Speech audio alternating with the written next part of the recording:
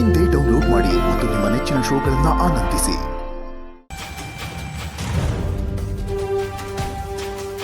ಮಾವ ಏನು ಹಳಾದ ಸೊಳ್ಳೆ ಮುಖದತ್ತೆ ಹಾರಾಡ್ತಿದೆಯಮ್ಮ.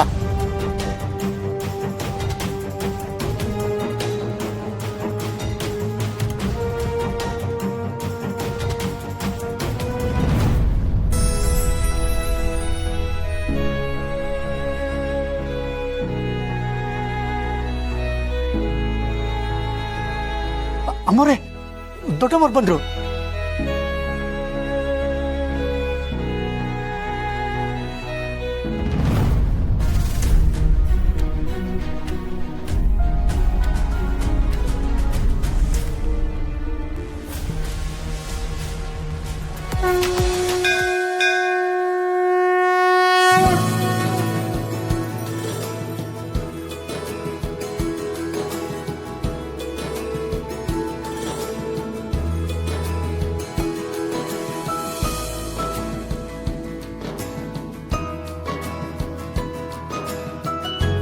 ನಾವು ಇದೇ ಮೊದಲನೇ ಬಾರಿ ಈ ಕ್ಷೇತ್ರಕ್ಕೆ ಬರ್ತಾ ಇರೋದು. ಈ ಕ್ಷೇತ್ರದ ಬಗ್ಗೆ, ಈ ದೇವ್ರ ಬಗ್ಗೆ ತುಂಬ ಕೇಳಿದ್ವಿ. ತುಂಬ ಸಂತೋಷಮ್ಮ.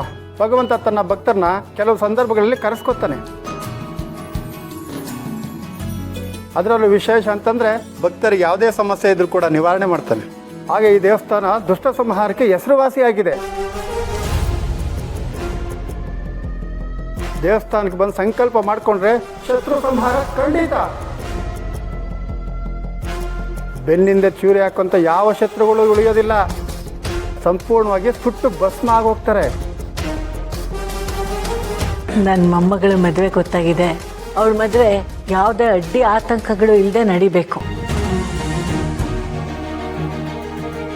ಅವಳ ಮದುವೆಗೆ ಯಾವುದೇ ಶತ್ರು ಅಡ್ಡ ಬಂದರೂ ಅವ್ರ ನಾಶ ಆಗ್ಬಿಡ್ಬೇಕು. ಇದೇ ನನ್ನ ಬೇಡಿಕೆ. ಇವಳನ್ನ ಕೈ ಹಿಡಿಯೋ ಹುಡುಗ ಸುಬ್ರಹ್ಮಣ್ಯ ಅಂತ, ಇವರಿಬ್ಬರ ಹೆಸರಲ್ಲೂ ಅರ್ಚನೆ ಮಾಡಿಸಿ. ಆಗಲಿ ಅಮ್ಮ. ಆ ತಾಯಿ ಇರೋದೇ ದುಷ್ಟ ಸಂಹಾರಕ್ಕೆ. ನಿಮ್ಮ ಮೊಮ್ಮಗಳ ಮದುವೆನ ಯಾವುದೇ ವಿಘ್ನಗಳಿಲ್ಲದೆ ಆ ದೇವಿನೇ ನಿಂತು ನಡೆಸ್ಕೊಡ್ತಾರೆ.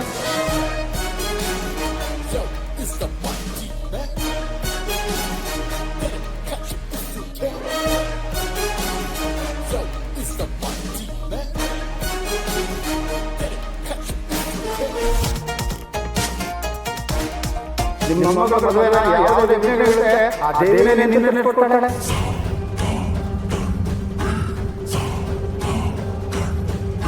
ಅತ್ತೆ, ಯಾಕೆ ಇಷ್ಟು ಬೇಡ್ತಿದ್ದೀರಾ?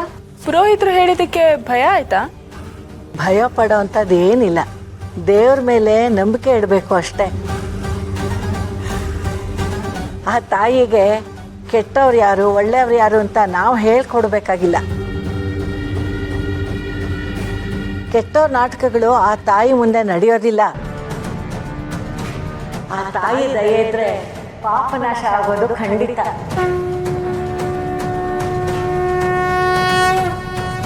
ಒಳ್ಳೆ ಮನಸ್ಸಿರೋರಿಗೆ ಯಾವ ಸಮಸ್ಯೆನೂ ಆಗಲ್ಲ. ಅದು ಬೆಳಗ್ಗೆ ಬರೋ ಅರ್ಜೆನ್ಸಿಯಲ್ಲಿ ನಾನು ತಿಂಡಿ ತಿಂದಿಲ್ಲ, ಅದಕ್ಕೆ ಶುಗರ್ ಲೆವೆಲ್ ಲೋ ಆಗಿದೆ ಅನಿಸುತ್ತೆ. ನಾನು ಸ್ವಲ್ಪ ಹೊತ್ತು ಅಲ್ಲೆಲ್ಲಾದ್ರೂ ಕೂತಿರ್ತೀನಿ. ಕೂತ್ಕೊಂಡು.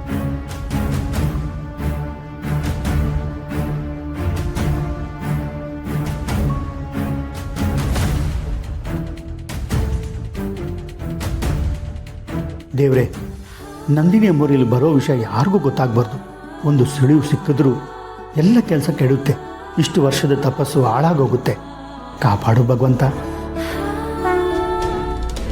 ಬನ್ನಿ ಬನ್ನಿ ಅಮ್ಮರೇ, ಬನ್ನಿ.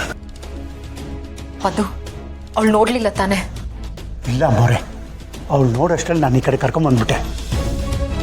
ಅಕಸ್ಮಾತ್ ಅವಳು ನೋಡಿದ್ರೂ ನಾವು ಭ್ರಮೆ ಅಂತ ಅಂದ್ಕೊಂಡಿರ್ತಾಳೆ. ಅವಳು ಕಣ್ಣು ಮುಚ್ಚಿ ಕಣ್ಣು ಬಿಡೋ ಅಷ್ಟರಲ್ಲಿ ನಾವು ಇಲ್ಲಿಗೆ ಬಂದ್ಬಿಟ್ವಿ.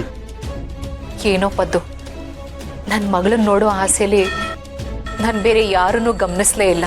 ಎಷ್ಟೋ ವರ್ಷ ಆದಮೇಲೆ ಕರುಣಿನ ಕುಡಿನ ನೋಡೋಕೆ ಬಂದಿದ್ದೀರಾ. ಮನಸ್ಸಲ್ಲಿ ಎಂಥ ಆವೇಶ, ತುಡಿತ, ಸಂತೋಷ ಇರುತ್ತೆ ಅಂತ ನನಗೆ ಗೊತ್ತಮ್ಮ. ಜೊತೆಲಿ ಈ ರೀತಿ ಹೇಗೆ ನೋಡ್ತೀರಾ? ಹೌದಲ್ವಾ ಪದ್ದು? ಇಲ್ಲೇ ಹತ್ರದಲ್ಲಿದ್ದಾಳೆ ಅಂತ ಗೊತ್ತಾದಾಗಿಂದ ಕಣ್ಣಲ್ಲಿ ನೀರು ತುಂಬ್ಕೋತಾನೆ ಇದೆ.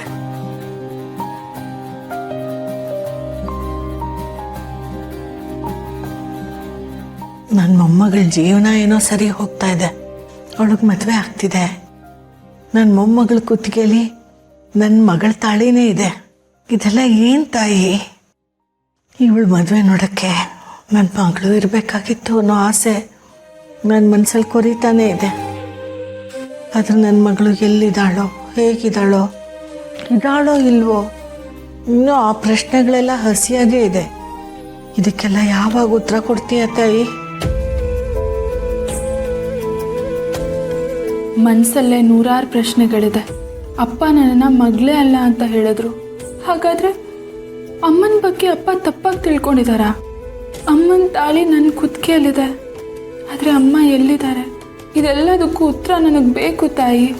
ನಮ್ಮಮ್ಮ ನನಗೆ ಬೇಕು. ನನಗೆ ಸುಬ್ಬು ಪ್ರೀತಿ ಬೇಕು. ನಾನು ಸುಬ್ಬು ಜೊತೆಯಾಗಿರೋದನ್ನು ನಮ್ಮಮ್ಮ ನೋಡಬೇಕು. ನನ್ನ ಆಸೆಗಳೆಲ್ಲ ನೆರವೇರಿಸ್ತೀಯ ಅಲ್ವಾ ತಾಯಿ?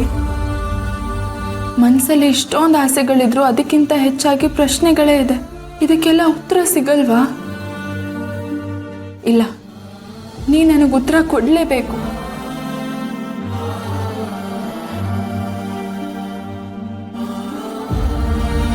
ನಂದಿನಿ ಅಮ್ಮೋರೆ, ನಿಮಗೆ ಇನ್ನೊಂದು ವಿಷಯ ಹೇಳಬೇಕಾಗಿತ್ತು. ಇವತ್ತಿಲ್ಲಿಗೆ ನಿಮ್ಮ ಮಗಳು ಶ್ರಾವಣಿ ಅಮ್ಮವ್ರು ಮಾತ್ರ ಬಂದಿಲ್ಲ, ನಿಮ್ಮ ತಾಯಿಯವರು ಅಂದರೆ ಲಲಿತಾ ದೇವಿ ಅಮ್ಮವರು ಬಂದಿದ್ದಾರೆ.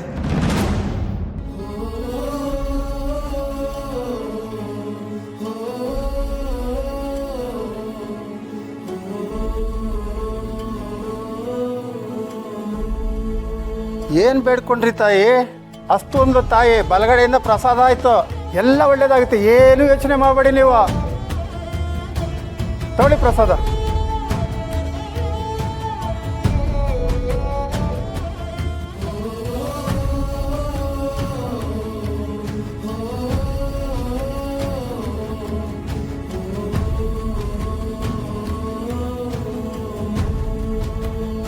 ಪದ್ದು, ಅಮ್ಮನೂ ಬಂದಿದ್ದಾಳ?